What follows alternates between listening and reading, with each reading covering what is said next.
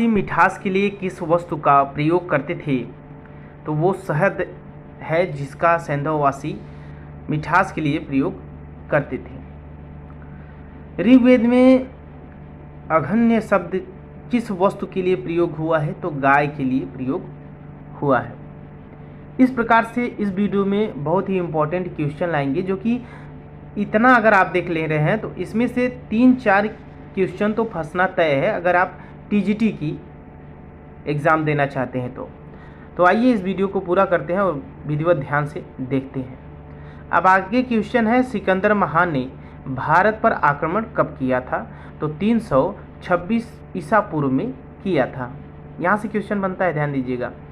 भारत में सिकंदर का मुख्य युद्ध किस के साथ हुआ था, तो पोरस के साथ हुआ था। पाली ग्रंथ में गांव के मुखिया को क्या कहा गया, तो भोजक कहा गया। अब आप कहेंगे कि ये किस प्रकार से क्वेश्चन दे रहे हैं, तो एग्ज़ाम में जब क्वेश्चन आ जाते हैं ना, तब मालूम पड़ता है कि ये किस प्रकार से क्वेश्चन आए हैं। तो इसलिए ये सभी बहुत इम्पोर्टेंट है, आप ध्यान दीजिएगा, ठीक है। और उज्जैन का प्राचीन नाम क्या था, अवंतिका। ध्यान दीजिएगा कि उज्जैन का प्राचीन नाम अवंतिका है। नंद वंश का संस्थापक कौन था, तो महापद्मनंद जी नंद वंश के संस्थापक थे। प्राचीन भारत में पहला विदेशी आक्रमण किसके द्वारा किया गया, तो ईरानियों के द्वारा किया गया। मगध का कौन सा शासक सिकंदर का समकालीन था, तो घनानंद थे, जो कि सिकंदर के समकालीन थे। तो दोस्तों मेरे चैनल को अभी तक सब्सक्राइब नहीं किया तो प्लीज़ सब्सक्राइब करके बेल आइकन दबाएं। और देखें तो नंद वंश का अंतिम सम्राट कौन था, घनानंद था। बिंदुसार ने विद्रोहियों को कुचलने के लिए अशोक को कहाँ भेजा था, तो तक्षशिला भेजा था, जैसा कि आप देख रहे हैं। 12वां क्वेश्चन पे आते हैं, किस सम्राट का नाम देवान प्रियदर्शी था, तो अशोक का नाम देवान प्रियदर्शी था। कलिंग का युद्ध कब हुआ था, तो 261 ईस्वी पूर्व में हुआ था। प्राचीन भारत का कौन सा शासक था जिसने अपने अंतिम दिनों में जैन धर्म को अपनाया, तो चंद्रगुप्त मौर्य थे, जिन्होंने अपने अंतिम दिनों में जैन धर्म को अपनाए थे। आगे क्वेश्चन है 15वां, मौर्य साम्राज्य में कौन सी मुद्रा प्रचलित थी। ध्यान दीजिए, मुद्रा से ये क्वेश्चन पूछा जा सकता है, क्योंकि मुद्रा से क्वेश्चन पूछता है, लेकिन वही क्वेश्चन वो बार बार नहीं पूछेगा भैया, ठीक है। तो 15वां क्वेश्चन है, मौर्य साम्राज्य में कौन सी मुद्रा प्रचलित थी, तो पर्ण मुद्रा प्रचलित थी। आगे देखें, अशोक का उत्तराधिकारी कौन था, तो कुणाल था। अर्थशास्त्र का लेखक किसके समकालीन था, तो चंद्रगुप्त मौर्य के समकालीन था। और मौर्य का काल में शिक्षा का प्रसिद्ध केंद्र कौन सा था, तो तक्षशिला था। मेगस्थनीज की पुस्तक का क्या नाम था, तो इंडिका। मेगस्थनीज की पुस्तक का नाम इंडिका है। और अशोक के शिलालेख में कौन सी भाषा थी, प्राकृतिक भाषा थी। अब यहाँ बात आता है कि हड़प्पा सभ्यता का पता कब और किसने लगाया, तो 19वीं शताब्दी में अंग्रेजों ने लगाया। हड़प्पा वासियों की सामाजिक व्यवस्था का मुख्य आधार क्या था, परिवार था। हड़प्पा वासियों का समाज कैसा था, तो मातृ सत्तात्मक था। ध्यान दीजिएगा, बहुत इंपॉर्टेंट क्वेश्चन है। 23वां क्वेश्चन, हड़प्पा वासियों का समाज कैसा था, तो मातृ सत्तात्मक था। 24 नंबर क्वेश्चन देखें तो, आग से पकी हुई ईंटों को हड़प्पा वासी क्या कहते थे, तो टेराकोटा कहते थे, जो कि आज भी हम जानते हैं। सबसे अच्छा टेराकोटा का संग्रहालय जो है पटना संग्रहालय में सुरक्षित है। तो वहाँ पे अगर आप यूपी बिहार के हैं तो पटना संग्रहालय ज़रूर जाके देखिए, गोरखपुर संग्रहालय ज़रूर जाके देखिए, ठीक है। वहाँ सबसे अच्छे टेराकोटा रखे गए हैं। और नगर पालिका संग्रहालय इलाहाबाद में भी अच्छे टेराकोटा रखे गए हैं, ठीक है। तो ये सब ध्यान से देखिएगा। अब आगे हम बात करते हैं, बिल्ली का पीछा करते हुए कुत्ते के पंजों के निशान कहाँ मिले हैं, तो सिंधुकालीन स्थल चन्हुदड़ों में मिले हैं। किस खेल का प्रचलन हड़प्पा के समय का था, तो शतरंज के समय का प्रचलन जो है, हड़प्पा के समय का शतरंज खेला जा रहा है।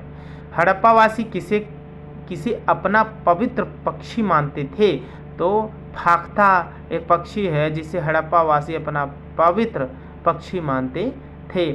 और स्वास्तिक किसकी देन है? तो हड़प्पा की सभ्यता की ही देन है स्वास्तिक। अब बात करते हैं कपास की उपज की पहली जानकारी कहाँ से मिली थी? तो हड़प्पा से ही मिली थी कपास की। कपास को यूनानी क्या कहते थे? तो सिंडान कहते थे। यूनानी कपास को सिंडान कहते थे। दोस्तों हमारी यूट्यूब चैनल को अभी तक सब्सक्राइब नहीं किया तो प्लीज़ सब्सक्राइब करके अपने दोस्तों तक शेयर जरूर करें। खेत की जुताई के लिए किसका उपयोग किया जाता था? तो हल का उपयोग किया जाता था। सैंधववासी मिठास के लिए किस चीज़ का इस्तेमाल करते थे? शहद का इस्तेमाल करते थे। ये क्वेश्चन दोबारा हो गया है। हड़प्पा के समय व्यापारी कौन सी प्रणाली प्रचलित थी? तो वस्तु विनिमय प्रणाली। जैसा कि मोहनजोदड़ो जो मूवी है ऋतिक रोशन जी की मोहनजोदारो, उसमें दिखाया गया है वस्तु विनिमय प्रणाली। अब जो क्वेश्चन है बहुत इंपॉर्टेंट है। हड़प्पा के लोगों ने नगरों और घरों के विन्यास के लिए किस पद्धति को अपनाई? तो ग्रिड पद्धति। ठीक है, तो ग्रिड पद्धति के माध्यम से हड़प्पा के लोगों ने नगरों और घरों के विन्यास के लिए पद्धति अपनाई थी। और हड़प्पा सभ्यता में शहरीकरण की प्रमुख विशेषता क्या थी? तो निकास प्रणाली, यानी जो उसमें पानी का निकास प्रणाली थी यानी नालियों की सुविधा बहुत ही बेहतरीन थी, जो कि आज भी लोग उस तरीके से करने में अक्षम में रहते हैं, यानी करने में वो सफलता नहीं प्राप्त करते हैं, ये समझ लीजिए। और किसी तरीके से, क्योंकि बहुत जगह आप नालियाँ देखे होंगे जाम हो जाता होगा, लेकिन उस समय क्या होता था ढलान पे और उसका मोड़दार किस तरीके से बहुत ही अच्छा बनाया जाता था। अब आगे देखते हैं। हड़प्पा में लिपि और धर्म की जानकारी कहाँ से मिलती थी? तो सैंधवकालीन मुहरों से मिली है। और चित्राक्षर लिपि को और किस नाम से पुकारा जाता है? तो बेंड्रोफेडम लिपिक नाम से पुकारा गया है चित्राक्षर लिपि को।